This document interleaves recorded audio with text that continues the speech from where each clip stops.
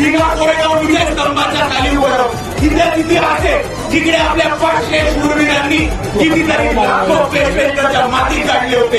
हा इतिहास आहे आपला.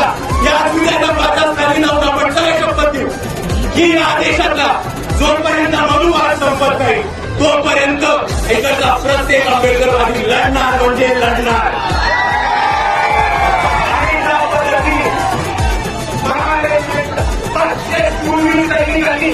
बाकी काढली होती त्याच पद्धतीने इकडचा प्रत्येक आंबेडकरवादी जोपर्यंत इकडचा मनुवाद आणि इकडची पेशवाई जमिनीमध्ये नाही काढत तोपर्यंत आपण थांबणार नाही म्हणजे